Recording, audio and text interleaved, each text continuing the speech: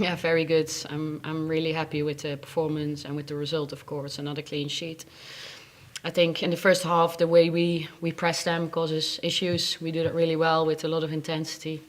I think our decision making on the ball, on when to go fast and when to build a little bit longer, was really good. Us managing 50-50 moments and getting the margins on our side. So you know that against a team like City, you have to work really hard to get the margins on our side, and they can make the difference. And I think we weren't perfect. There was still loose balls in midfield that they pick up, but I think overall that was a really strong performance from our side, and that made the difference. And then I think the second half, it's about managing things. They are 1-0 down. They come out in the second half wanting to do things differently.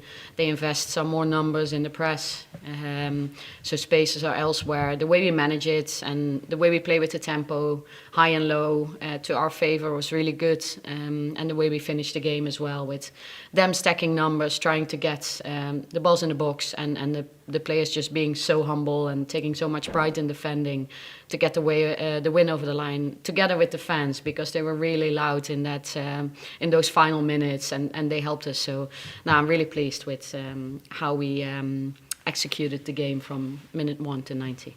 And you started Olivia Smith up front. I think we can see from the goal why, and that City didn't give space in behind. I'm curious as to how late a decision that was. I'm wondering whether maybe did you train with Stina up front all week, and whether that was quite a late decision to go with Olivia? Yeah, it started growing in the week. Of course, when you put the game plan together and look at the strengths that we have in the squad, and of course partnerships in our own team and connections in our own team are very important. We also look at what the opportunities are against the next opponent, and yeah, we have been very successful with Stina in the 9. I think she's so good with her physicality and her speed. She wasn't available, so we wanted similar qualities, even though Olivia and Stina are very different players. So Liv had 2.5 trainings in the 9 position, a lot of meetings with coaches, giving her the detail without getting too much information in her head, so she could still play on intuition, because that's when she's really good. And she picked up the role brilliantly, and I think, yeah, like you said, the goal is exactly what we wanted to create. Emily? Hi Renee. It's 7 points in the last 3 double-sided against top 3, which obviously for top 3 qualification in the Champions League is quite important. I guess how important was this win, especially also with sort of building on the momentum of the last couple of games you've had? Yeah, very important. It was going to be a big challenge. Of course, we come away from the Chelsea win, very happy, very pleased, clean sheets and winning away. And then we have the Champions Cup where we win. So there's 2 really positive moments for us as a team. Then the challenge is to stay in the controlled middle, not too high, not too low, so especially not too high after those moments. And then you have to, we have a week to prepare to play against the number 1 in the table, City, that has been so good. So a lot of respect for what they've performed so far in the season.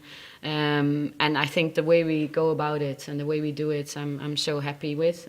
We have 3 clean sheets in the WSL now against top opposition. So yeah, I'm happy with that. So now it's about staying here where we are, working really hard to stay here, keep developing and keep on pushing for as much as we can the rest of the season. And it seems like it's been quite rejuvenated, so compared to sort of how they were the last couple of months of 2025 to sort of now, it seems really refreshed, really rejuvenated. I'm just wondering what sort of changes has been around the squad in that sort of space of time, and whether that winter break was sort of what you needed to sort of turn the team around a little bit. Yeah, of course, there's a lot of things playing in. I think players getting a rest, a break, mentally, physically, has done us really, really well, because of course there was a big tournament last summer with high load on players. So I think that break was really, really good for quite some players. The way the players have come back with so much new energy. So that reset has been really important. I think there's a couple of tactical tweaks that we've been working on that have clicked really well. And then I think, yeah, going back to what the players are bringing, their investment is so high at the moment, and how we work together, how we're humble in every moment is really good. So exactly what it is, we analyze and we reflect. I think there's a lot of things going into why we're doing well at the moment. So, and we also said we want to write it down, make it specific, make it tangible, because then we know what it is and we can keep on going. So it's not always that easy, but we work really hard to get there, stay here, and then continue to develop in here. Thank you. Thank you. Susie? Hey, Renee. You mentioned the 3 clean sheets a couple of times there. Like, how significant has the partnership and how pleased are you with it between Steph and Lotta over this period? Because it seems to be really developing. And does it also benefit you to have them sort of almost give you the time to ease Leah back in as well? Yeah, so they've been performing really well, and as a team, because we defend together, that's one of our strengths. So everyone's playing their role, but of course the centre backs are a vital part in stopping opposition from getting chances.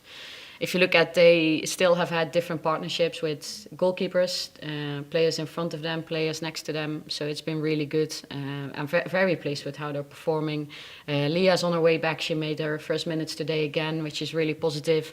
Laia Codina is in there and in midfield also competing. And now with so many games, short turnarounds, it's really good to have so many players in good form. Good headache. Yeah, exactly. Qawiyah? Hi, Rene. I'm just wondering if there's a timeline on Stina and when she's expected to be back again.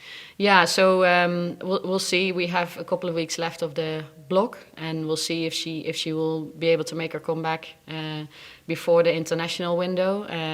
Yeah, so that's being assessed every single day with the medical team, but it's there and thereabouts. Hi, Rene. Your next few opponents probably won't play as high up pitch as City do. Is Olivia Smith an option in those situations, or was that quite a specific game plan for today? Yeah, we have different options in the 9 on the wide forwards. This was very specific to today. Like I said, Olivia hasn't done it for us before.